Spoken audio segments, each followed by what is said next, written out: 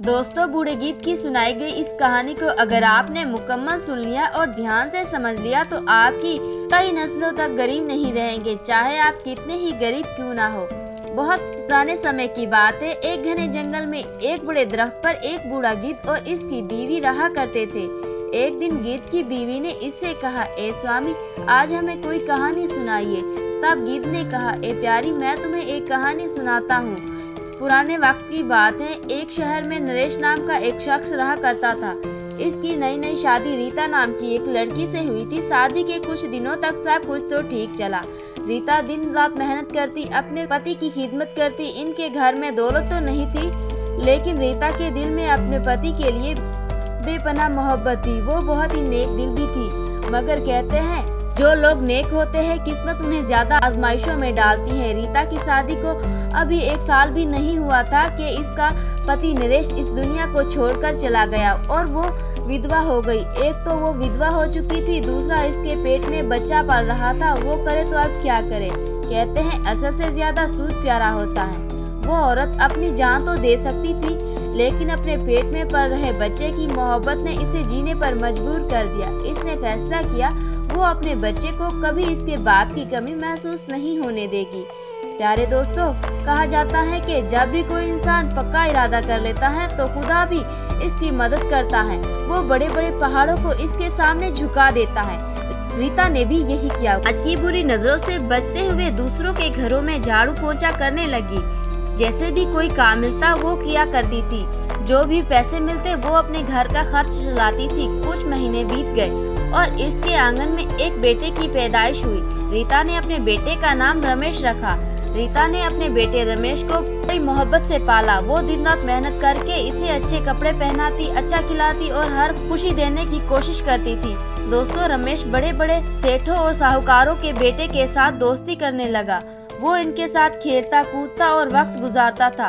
जब वो इन अमीर लड़कों के साथ रहता तो कहीं न कहीं इसे अपनी गरीबत का एहसास होने लगता। कई दिनों तक वो इसी सोच में डूबा रहा कि आखिर मैं इतना गरीब क्यों हूँ।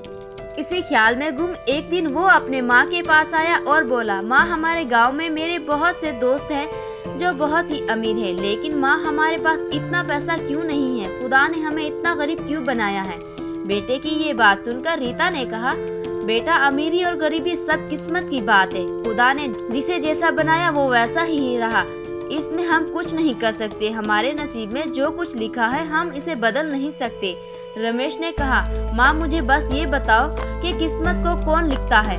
तब रीता ने कहा, बेटा, खुदा ने जो लिखा है। रमेश ने जवाब दिया, नहीं माँ, मैं खुदा से मिलना चाहता हूँ। वो कहाँ मिलेंगे? मैं इनसे मिलकर पूछूंगा कि इन्होंने हमारे नसीब में इतनी गरीबत क्यों लिखी है। प्यारे दोस्तों, विधवा माँ ने अपने बेटे से कहा, बेटा, कहा जाता है कि खुदा जंगल में रहते हैं। रमेश जिद्दी था। वो फौरन जंगल की तरफ निकल पड़ा और बोला, जब तक मैं खुदा से नहीं मिलूं तब तक घर वापस नहीं आऊंगा, चाहे कुछ भी हो जाए।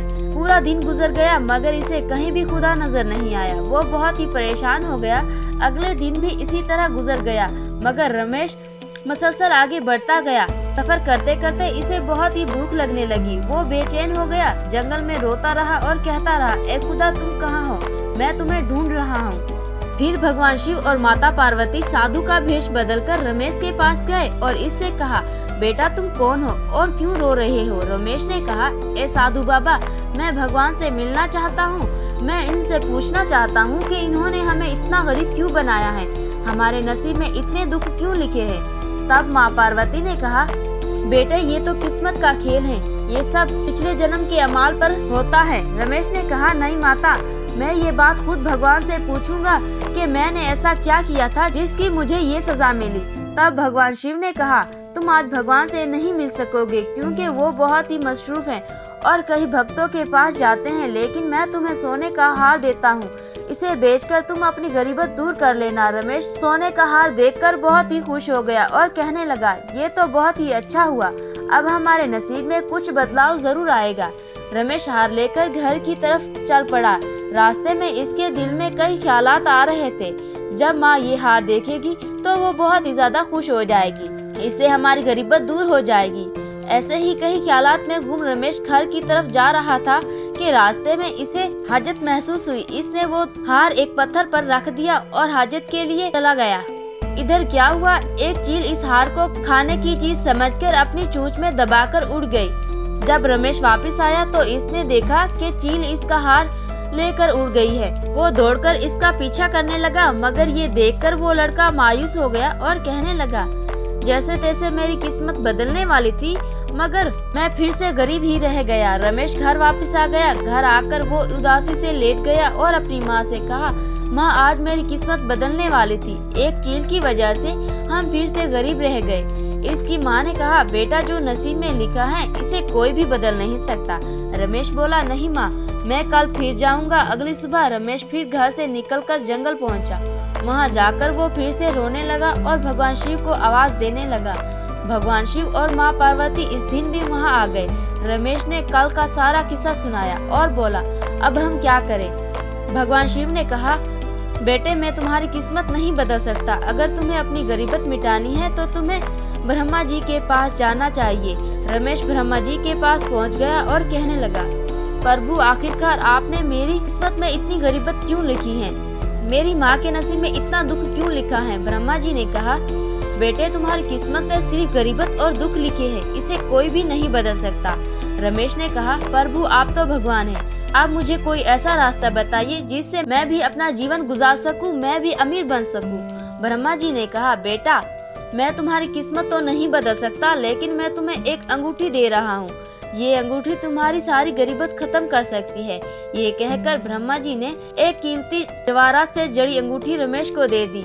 रमेश ने अंगूठी देखी और कहा, कुछ तो मेरा नसीब बदलेगा। ये सोचते हुए वो घर की तरफ रवाना हुआ। जंगल में चलते हुए वो कई तरह के ख्वाब देखने लगा। रास्ते में इसे एक तालाब मिला। रमेश को बहुत ही प्यास लगी। जैसे ही वो पानी पीने के लिए झुका, इसकी जेब से वो अंगूठी निकलकर पानी में गिर गई और इसे एक मछली निगल गई। ये देखकर रमेश की किस्मत एक बार फिर से बिगड़ गई।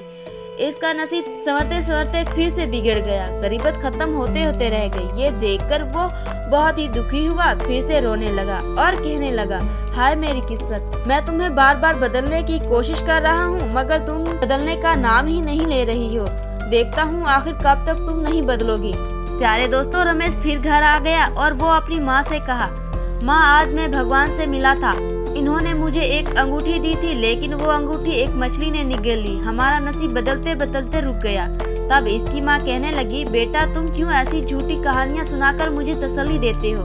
बेटा, मुझे पता है कि हमारे नसीब में सिर्फ दुख और गरीबत लिखी है। अगर मेरे नसीब में खुशियाँ होती तो मेरा पति जवानी में मुझे छोड़कर क्यों चला जाता?